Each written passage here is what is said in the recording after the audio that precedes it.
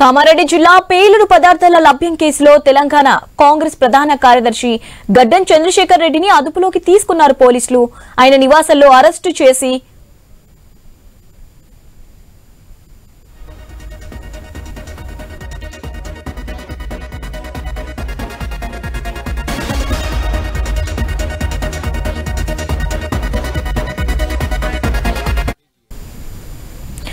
కామారెడ్డి జిల్లా పేలుడు పదార్థ లభ్యం కేసులో తెలంగాణ కాంగ్రెస్ ప్రధాన కార్యదర్శి గడ్డం చంద్రశేఖర్ రెడ్డిని పోలీసులు అదుపులోకి తీసుకున్నారు.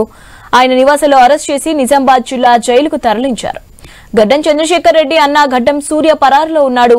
2 రోజుల క్రితం పేలుడు పదార్థాల లభ్యం కేసులో పోలీసులు ముగ్గురిని అరెస్ట్ చేయగా వారు జిలెటిన్ స్టిక్స్ ను చంద్రశేఖర్ రెడ్డి నుంచి తీసుకున్నట్లు చెప్పారు.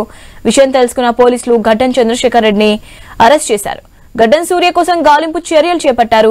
రైట్, దీనిపై అప్డేట్స్ తెలుసుకుందాం. మా ప్రతినిధి శ్రీకాంత్ ఉన్నారు. శ్రీకాంత్, అప్డేట్స్ ఏంటి?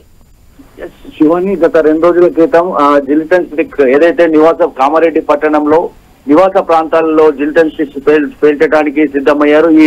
అయితే దాన్ని పోలీసులు గుట్టును రట్టు చేశారు. అయితే ఆ జిలిటన్ స్టిక్స్ కి సంబంధించి ముగ్గురిని అరెస్ట్ చేయడం జరిగింది. ఈ అరెస్ట్ చేసినటువంటి నేపథ్యంలో పోలీసులు విచారించగా కాంగ్రెస్ ప్రధాన కార్యదర్శి తెలంగాణ ప్రదేశ్ కాంగ్రెస్ ప్రధాన కార్యదర్శి గడ్డం చంద్రశేఖర్ రెడ్డిని నిన్న రాత్రి పోలీసులు 10 గంటలకి ఆయన నివాసానికి వెళ్లి అరెస్ట్ చేయడం జరిగింది. అనంతరం ఆయన్ను నిజామాబాద్ జైలుకు తరలించారు.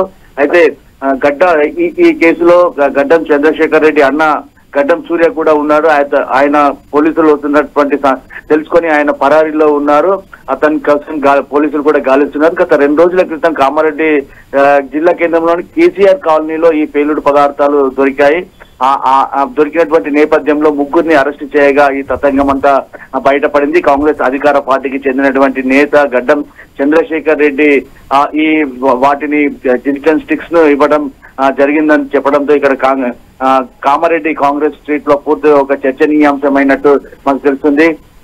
అయితే ఈ కేసులో ఇంకా ఎవరున్నారు ఏంటి అనే దానిపైన కూడా పోలీసులు క్షుణ్ణంగా దర్యాప్తు చేస్తున్నారు. Right, thank you Srikanth.